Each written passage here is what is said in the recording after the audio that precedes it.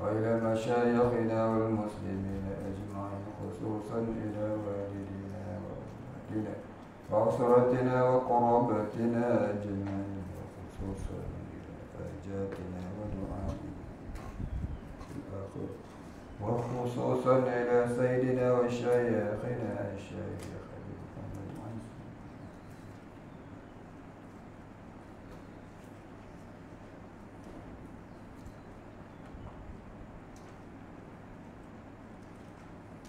وأصولهم وفروعهم ومن ينتسب إليهم أجمعين. شيء لله الفاتحة. أعوذ بالله من الشيطان الرجيم. بسم الله الرحمن الرحيم. الحمد لله رب العالمين الرحمن الرحيم مالك يوم الدين. إياك نعبد وإياك نستعين. اهدنا الصراط المستقيم صراط الذين أنعمت عليهم غير المغضوب عليهم ولا الضالين.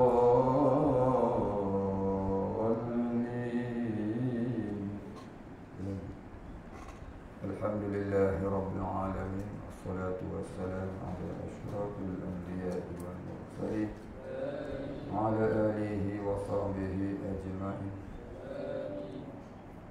رب اشرح لي صدري ويسر لي أمري واحلل عقدة من لساني يفقهوا قولي. ولا علم لنا إلا ما علمتنا إنك أنت العليم الحكيم. رضينا بالله ربا وبالإسلام دينا وبمحمد نبيا ورسولا. اللهم اجعلنا من التوابين اجعلنا من المستغفرين اجعلنا من المتطهرين اجعلنا من الموحدين واجعلنا من المهتدين واجعلنا من العارفين واجعلنا من المخلصين الهدي واجعلنا من عبادك الصالحين واجعلنا من المتقين. اللهم أحينا بحياة العلماء وأمتنا بموت الشهداء. اللهم نجنا من القوم الظالمين اللهم نجنا من القوم الظالمين اللهم نجنا من القوم الظالمين. آمين يا رب العالمين. بسم الله الرحمن الرحيم. قال المصنف والمؤلف رحمه الله تعالى ونفعنا به وبعلومه وبركاته آمين يا رب العالمين. قال المصنف فائدة. Ini suatu perkara yang memberi manfaat.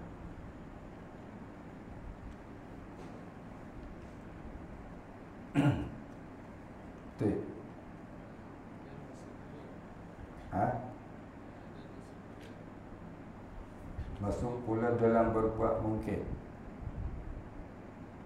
Mana?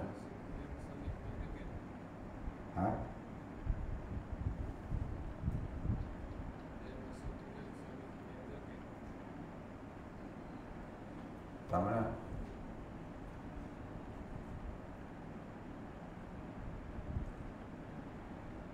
Bagi yang kedua apa? Oh, tak lagi.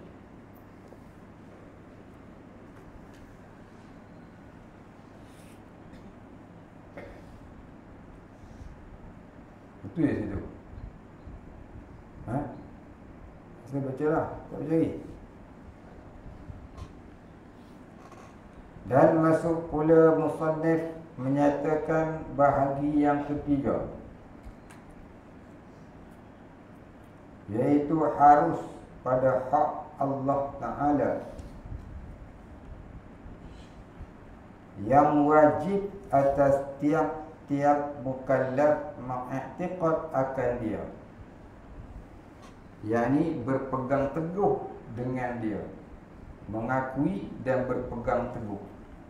I'tiqad ni maknanya pegangan hati yang teguh. I'tiqad maknanya pegangan hati. I'tiqad maknanya pengakuan hati atau pegangan hati. Dengan katanya, wa ammal jaizu fi haqqihi ta'ala fa'lu kulli mumkinin aw tarkuhu. Wa ammal jaizu fi haqqihi ta'ala fi'lu mumkinin aw tarkuhu.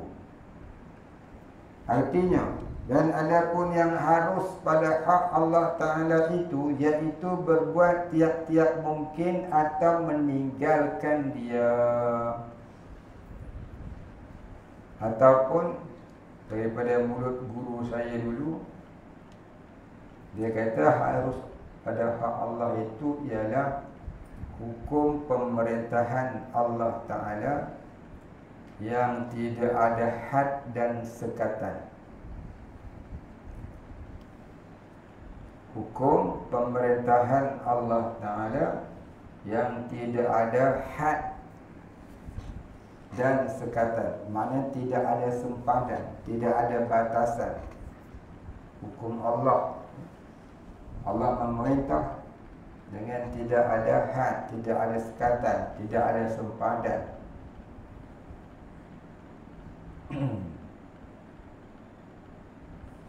Inilah bahagi yang ketiga daripada yang wajib atas tiap-tiap mukallaf mengenal dia, yakni ma'rifah akan dia.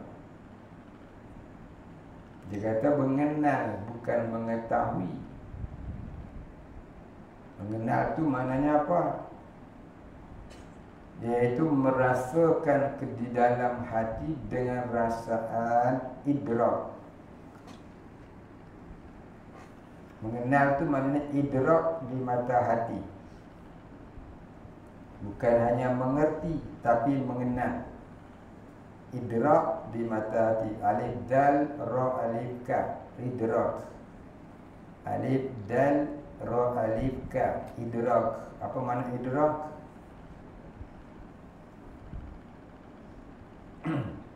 Idrak ni iaitu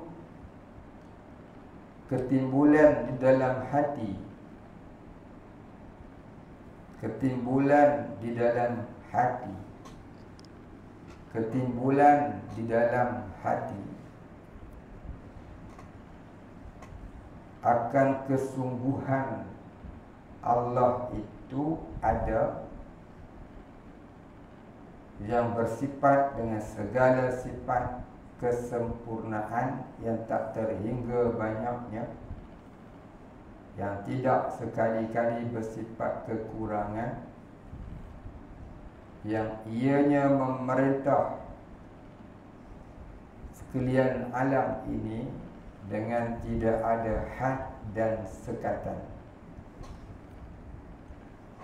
Baik, itu kata mengenal dengan idrak. Itu darjah orang awam. Idrak itu darjah orang awam. Darjah orang khawas, zauq. Darjah orang khawas, fana dan majzu. Darjah orang awam, idrak. Darjah orang khawas, zauq. Darjah orang khawas, fana dan majzu. Atau kata mengenal, tingkatan mengenal. Tingkatan mengenal Allah. Darjah orang yang mengenal Allah. Jadi mengenal Allah bukan semata-mata belajar sifat 20. Belajar sifat 20 tu teori untuk mengenal Allah. Umpama teori tukang kayu.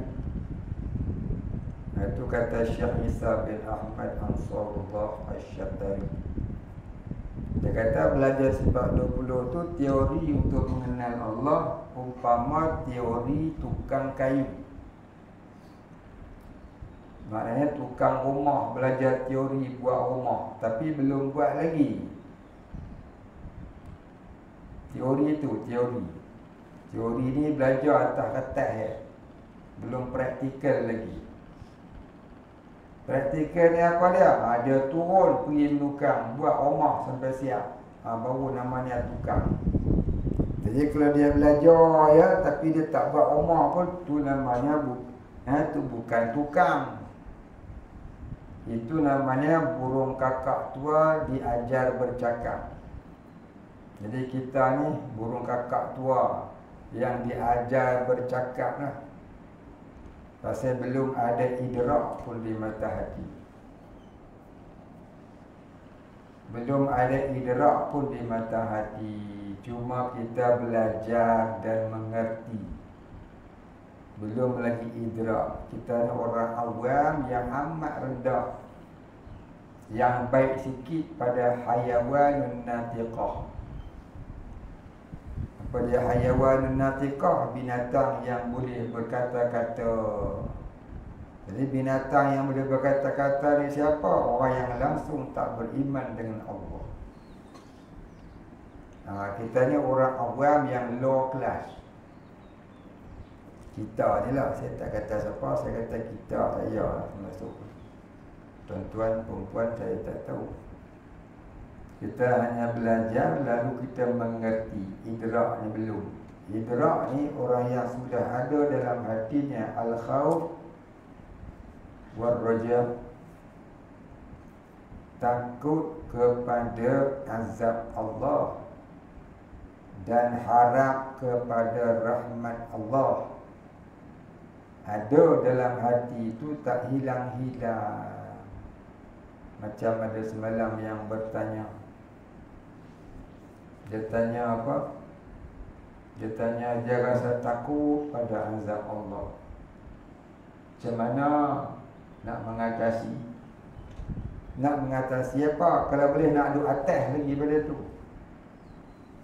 Rasa takut pada azab Allah. Tak hilang-hilang tu tandanya permulaan taqwa Allah. Jadi jangan bagi hilang. Jangan mengatasi.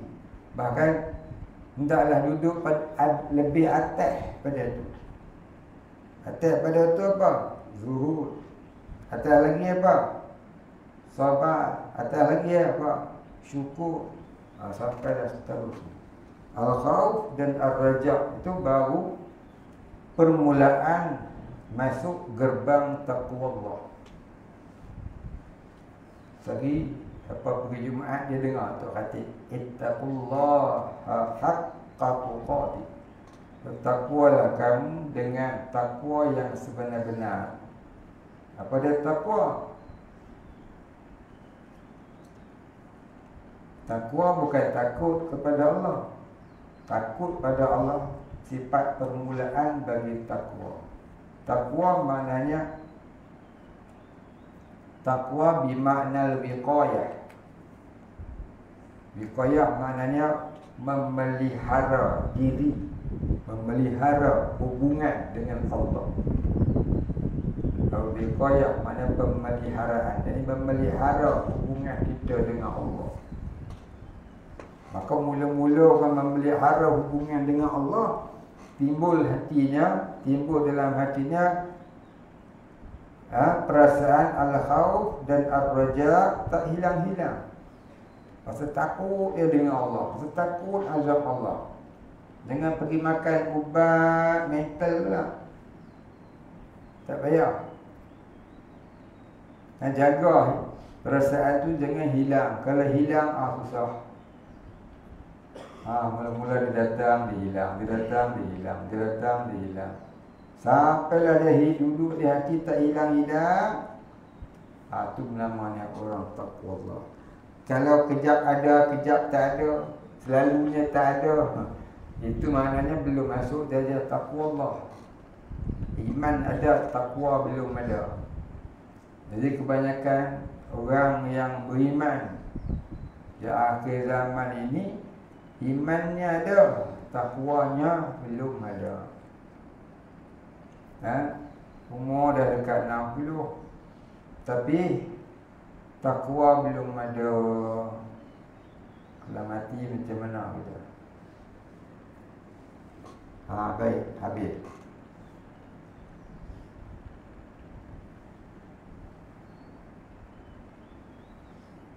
Dan hanya tiada, berkata musannif, harus pada hak Allah Ta'ala itu jikalau banyak ifratnya sekalipun.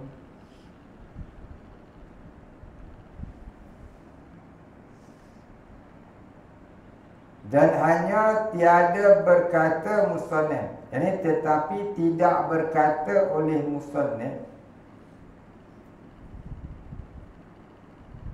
Mana dia tadi? Dari bawah. Dan hanya tiada berkata musannif wa mimma yajuzu fi haqqihi ta'ala, seperti barang yang berkata ia fa mimma yajibu fi haqqihi ta'ala wa mimma yastahilu fi haqqihi ta'ala. Apa bezanya?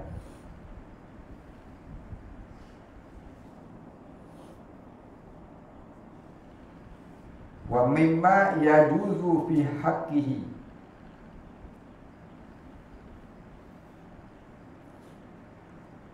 fa mimma yajibu fi haqqihi, wa mimma yastahilu fi haqqihi. Kerana bahawa yang harus pada hak Allah Ta'ala itu, jikalau banyak ifratnya sekalipun. Ifrat mana pecahan. Macam yajibu banyak pecahan dia, yastahilu pun banyak pecahan dia, pasal lawan daripada wajib. Jadi yajuzu ni lagi banyak pecahan dia.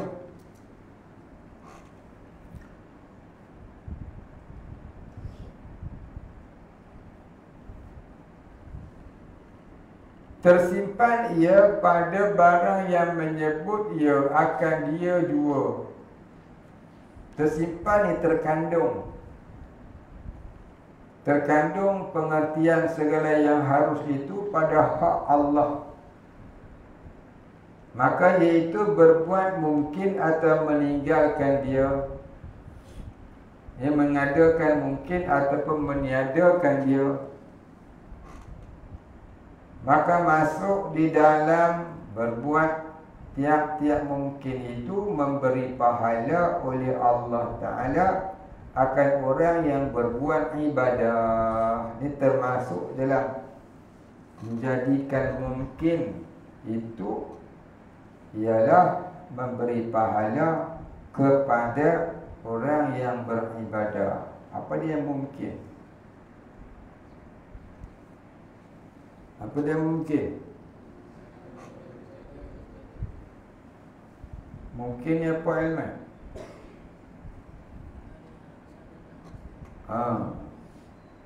Perkara yang harus ada, harus tiada, atau kata mungkin.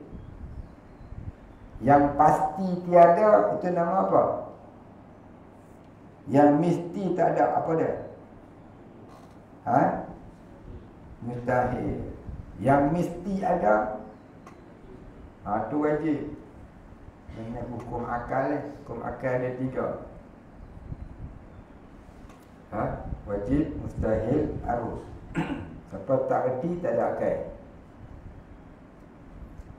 Jadi orang yang menurut akal, orang yang menuruti akal, maka dia akan duduk di landasan yang benar, iaitu iaitu siratal mustaqim.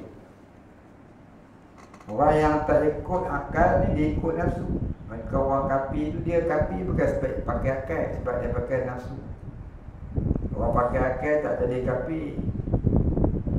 Itu juga orang pakai akal, dia tak jadi zalim. Orang pakai akal, dia tak jadi fasik. Orang pakai akal, dia tak jadi munafik.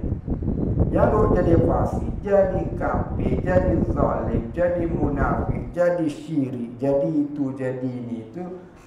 Pasal dia pakai nafsu, dia tak pakai akal. Tapi kita dah salah sebutan. Dia tu pakai hukum akal dia.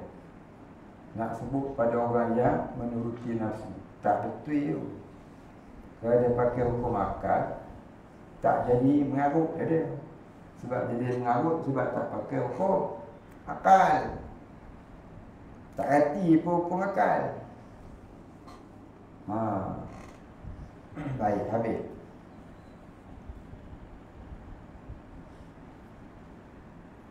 Dia termasuk di dalam harus Allah Ta'ala itu memberikan pahala kepada orang yang berbuat ibadah dan menyeksa bagi orang yang berbuat maksiat.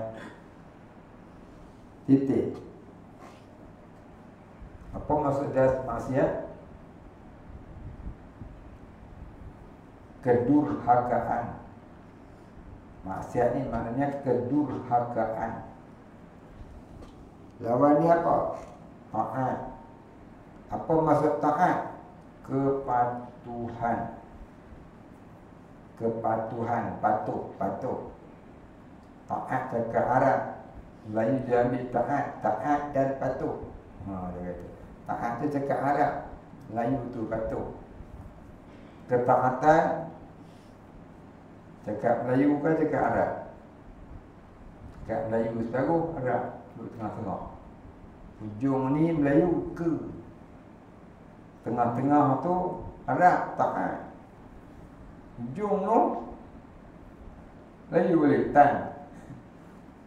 Itulah kehebatan orang Melayu. Ya, dia boleh ambil bahasa lain, dia buat bahasa dia.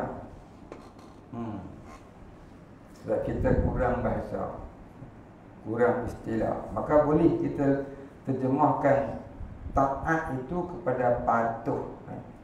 Lawan dia derhaka, iaitu maksiat, kedurhakaan. Maka maksiat itu ada berapa jenis? Dua jenis, fahsyak dan mungkar. Maka hasil perbuatan durhaka itu namanya apa? Zanbun, dosa. Ya, zanbun. Maka balasannya di akhirat apa dia? Azab, seksa. Azab tu seksa. Azab cakap orang Arab kan, cakap orang Melayu. Kau orang putih.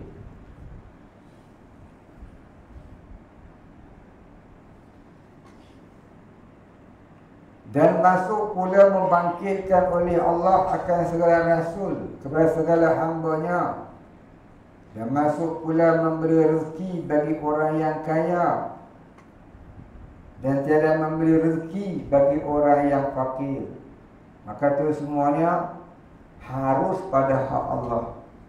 Bukan wajib Allah Ta'ala nak bagi seorang tu jadi kaya dengan sebab dia rajin berusaha. Bukan pula wajib bagi Allah nak bagi orang tu jadi miskin pasal dia malas kerja. Ya, harus saja. Harus nisbah perkara yang beradat. Adatnya kerja rajin buat kerja, jadi kaya. Tapi harus pula kerja setengah mati sampai tua tak kaya-kaya. Ada? Ada tak orang yang tak kerja apa, tiba-tiba jadi kaya? Jumpa emas segunung. Tiba-tiba 100 tan. 100 tan ada berapa kilo?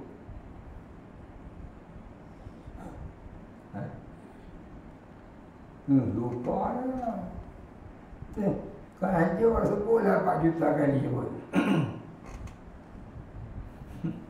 Itulah kelebihan hampa. 100 tan ada berapa kilo? Ada berapa kilo per deno?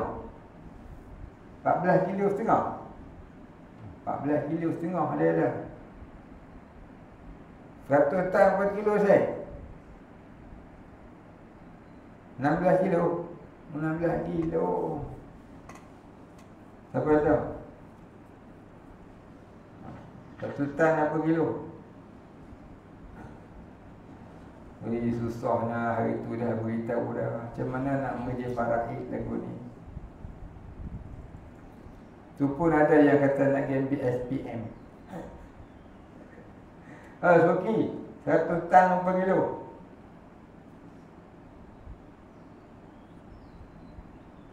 Tuan-tuan ada BSPM lah. Confirm fill in the blank. 1 tan 1000 kilo. Kalau 100 tan 100,000 kilo lah. Jadi faham? Berapa gram? Kau pedih kepala.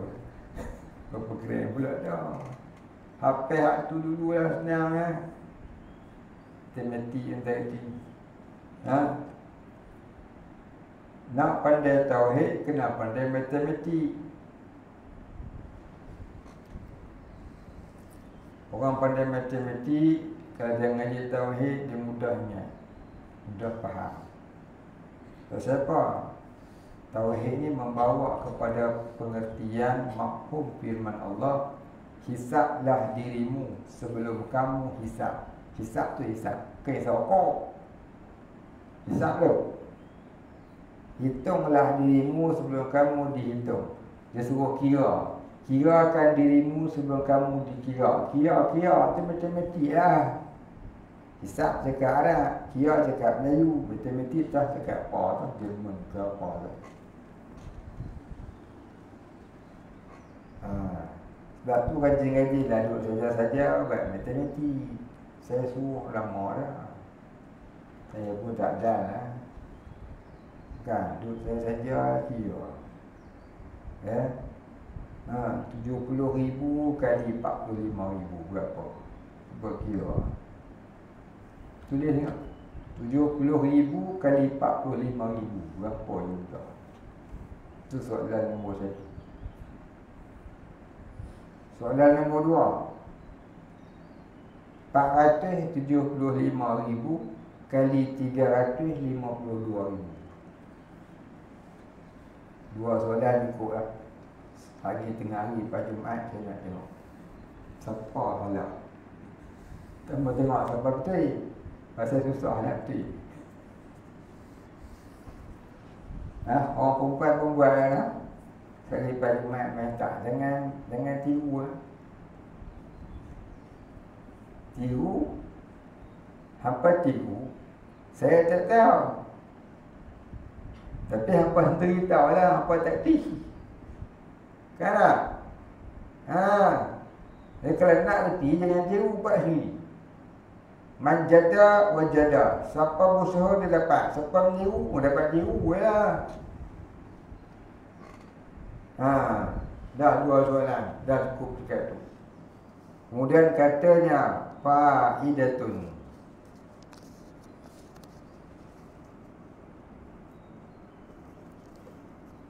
Kali je, bukan campur. Bukan tambah. Bukan plus. Baik, habis. Wallahu a'lam. Al-Fatihah. A'udzu billahi minasyaitonir rajim. Bismillahirrahmanirrahim. Alhamdulillahi rabbil alamin. Ar-Rahmanir Rahim. Maliki yaumiddin. إياك نعبد وإياك نستعين اهدنا الصراط المستقيم صراط الذين أنعمت عليهم غير المغضوب عليهم ولا الضالين. أعوذ بالله من الشيطان الرجيم. بسم الله الرحمن الرحيم.